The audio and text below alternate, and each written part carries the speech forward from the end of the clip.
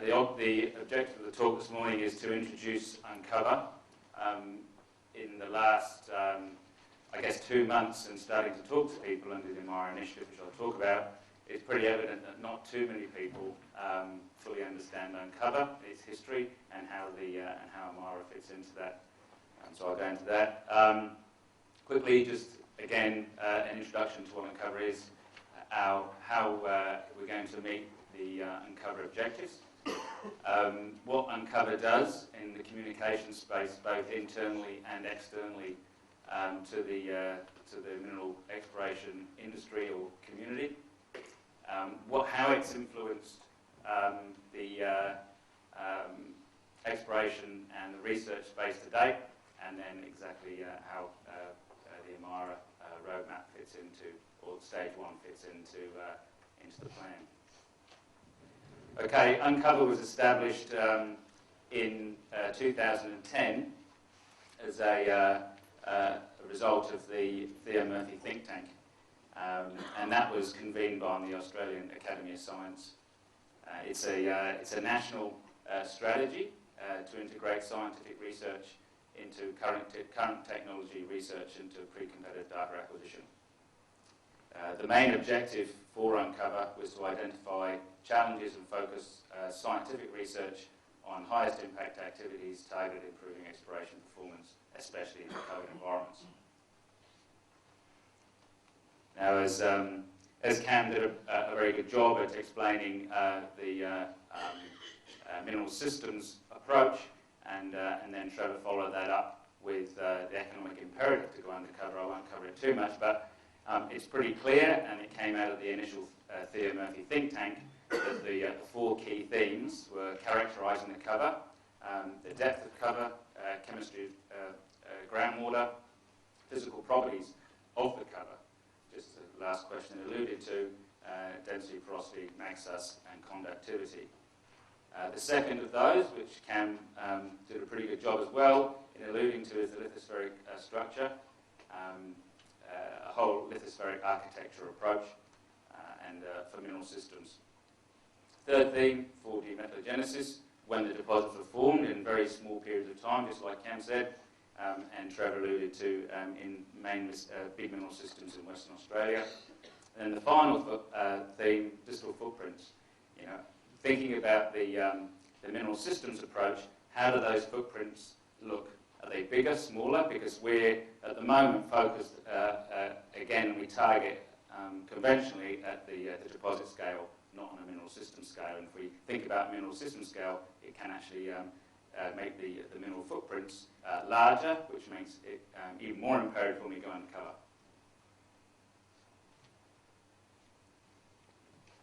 Uncover it was really generated to bring the 3 key stakeholders within the industry together. And I think we all understand who they are. There's the mineral exploration and mining community, the Australian mineral research community, and government agencies, as examples, the GSWA this morning. How does Uncover, as it now says, how does it actually make a difference, and how do we meet the objectives undercover, which is to increase exploration performance and the success rate?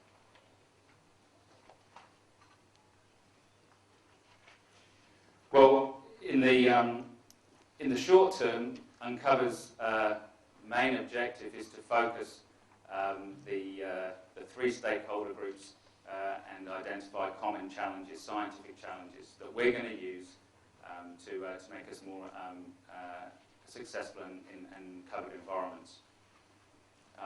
More than anything else, it's a bit controversial, but we really do have to get out of our silos, and we have to stop talking about the differences that we have with each other and start focusing on the middle bit, which is what we all have in common. And that is it is a bit controversial, and I guess if we're really dedicated to be more successful, then we are going to have to get out of our silos and start collaborating more. The 3 parts of that are for industry to get together, focus on exactly what scientific challenges we want solved, and then we can put those into that box, that central area of commonality. The second of those is to motivate researchers to listen to what we actually want and what we require, and modify research programs accordingly. And then the final one is influencing government agencies to focus and deliver on pre-competitive data sets required for those scientific research programs. Uncover exists as a conduit to then communicate the common things and scientific things that we have in front of us, and to communicate those with the external communities. So they're the non-minerals research communities. The main objective there is to reduce or to use the economy of scale and to reduce duplication and stop waste. The second of those is the broader Australian community in an education process to promote the link between science research, minerals exploration performance, future production, and a revenue stream, and that really is in the national interest. I think it's pretty clear that a number of our deposits, especially the Tier 1 deposits that were found in the 60s and 70s, are starting to become mature, and at some point they are going to be depleted, and we have to replace them. And then the third one is to advise government and influence government policy and decision makers, the links between new scientific research and how that's going to put into increasing exploration performance undercover.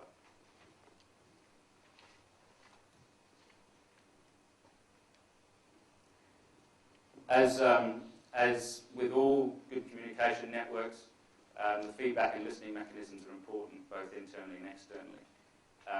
As an industry, we probably don't do that as well, both communicating out the value of not just the industry to the general community, but science within the mineral community as well. And internally, we need to improve and listen more to feedback on exactly what is required.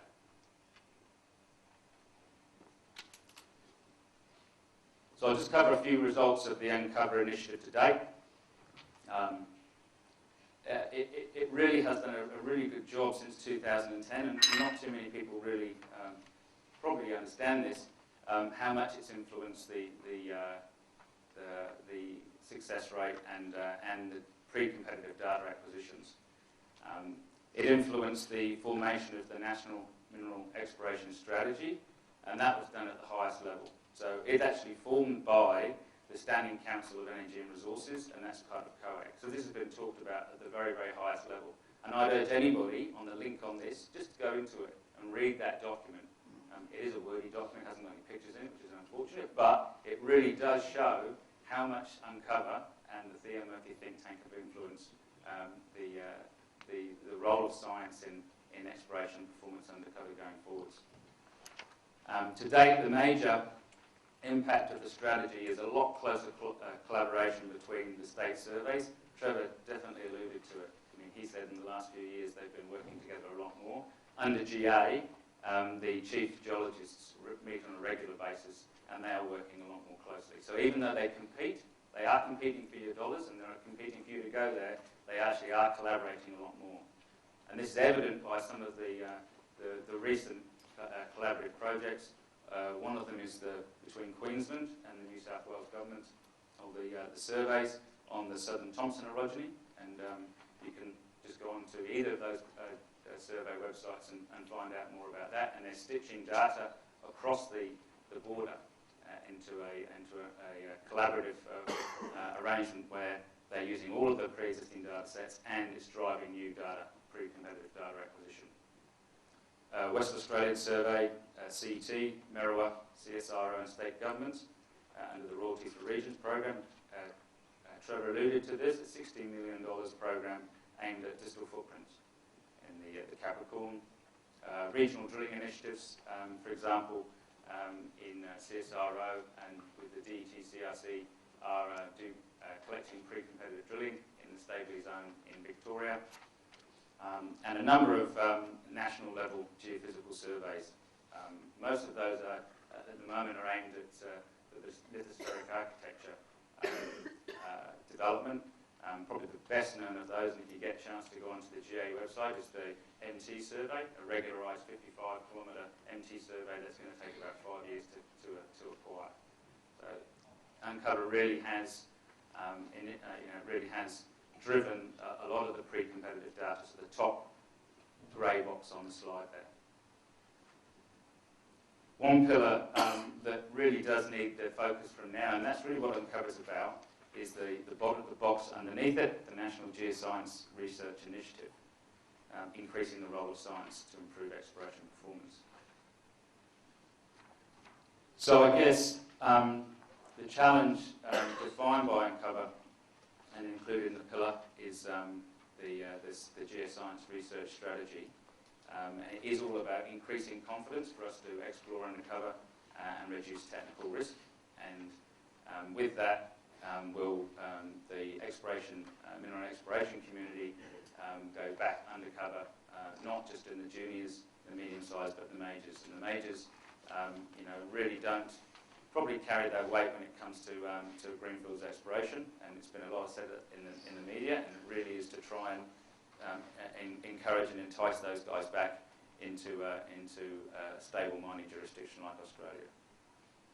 In short, how do we turn ideas and beautiful documents like this one? I've got a few in the car if anybody hasn't seen this document. Everybody can have one. How do we turn those into research projects that make a difference and that ultimately result in target maps and ultimately result in drill rigs on the ground drilling for new deposits?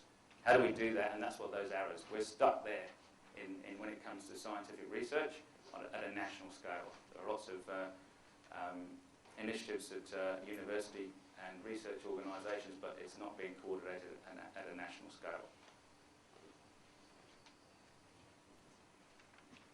So I go back to this slide about meeting objectives and how do we focus the industry position into that common space. It really is to develop a focused industry-led research program to develop a unified industry position.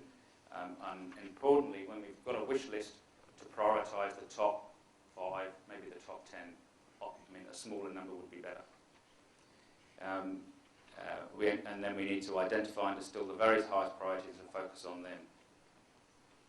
Keeping in mind that any research projects that come out of it have to be smart. So they have to have smart, deliverables, they have to be specific, measured, timely programs that really deliver exactly what you want as industry. So how does the Amira Roadmap proposal fit into this? After the summit that was in Adelaide in April, Amara, that was encouraged by some of the participants in that conference, was encouraged to put together a roadmap together for industry, and that was supported by the Uncover executive, CSIRO, and the CET here in WA. It's not research in itself, it's rather an opportunity for industry to get together and articulate exactly what it wants. It's an opportunity for industry to really get involved, set the agenda, formulate solutions of what they want tackled and what they don't. Importantly, that's pretty important, right? What they actually don't want resolved. The outcomes, documented scientific gaps and impediments in prioritised order. What we want more than anything else is the gaps and the order that we want them tackled in, the priority. And it's just like an exploration program. We have to choose the projects. We have to choose the scientific challenges that we want tackled, and we want to choose the order in which they are tackled. Deliver a plan in which includes identifying the types of research, vehicles or models for those research, and realistic funding levels.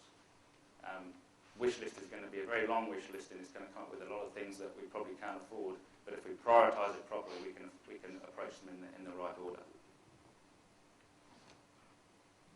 So why Amara? I'm not going to go into a big discussion on exactly why Amara, but it's most are aware, and it's got a background and of the services that Amara provides. More than anything else, it's got a history of successfully navigating and delivering research between mining, industry at all scales, sectors, and diversified research organisations. So on the left, you can see the mining companies and the research providers. A lot of this is in the processing and mining space, some in the exploration space, and then developing syndicated research programs to overcome key scientific problems.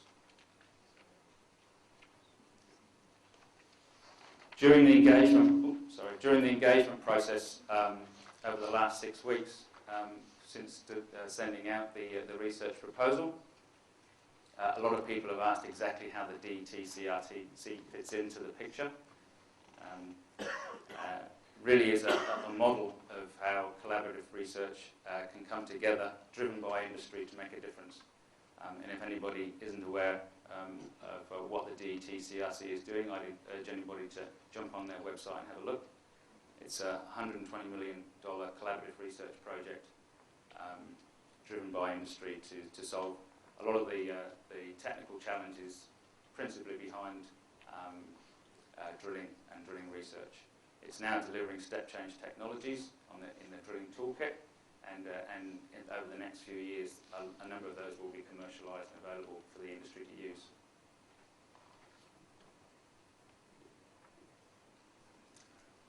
So, in summary, Uncover was developed in 2010, driven by or using a mineral systems approach to address key scientific challenges. It's strongly influenced at the highest national level through COAG, new collaborative programs in pre-competitive data acquisition. It identified a requirement from industry to form a collective position on the geoscientific research, what we actually want solved. Acted as a catalyst for a new industry roadmap and supporting Amara in that endeavour. The roadmap is a small non-research, but it is really important. $160,000 to get together. It's been distributed to more than 120 companies and state surveys to form industry position. And I'd urge, if any of your companies are involved, or more importantly, if they're not involved, to become involved in that roadmap. It will involve a number of workshops, probably 4 workshops, to get industry collectively together to identify the challenges and the solutions to solving some of those challenges and improving exploration performance undercover. If you want any more information on the roadmap, it's not a very long document, but if you want any more information, you can see Amara, go onto their website, or we're quite happy for somebody to talk to me today, and I can point you in the right direction. That's it.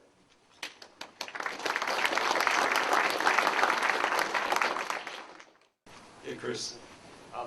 Robbie, in spite of knowing about the Uncover initiative for about 3+ years, I really only found out last week that it actually has no money, no budget. So when this Amira proposal first came out, honestly, I thought it was an opportunistic double dipping. I was just misinformed. So I might suggest that might be something to write on the very first slide when you introduce the project. It's here because actually Uncover has no money. Yeah, if people read this bit or go onto the Uncover website, it actually says it isn't funded. But point taken, and a number of people have said to me the same thing. Why are you asking for some more money? Well, Uncover is actually unfunded, and the people that work for Uncover and sit on the executive don't get paid by Uncover. In fact, they give up their own time to do that. I can say that because I'm one of them.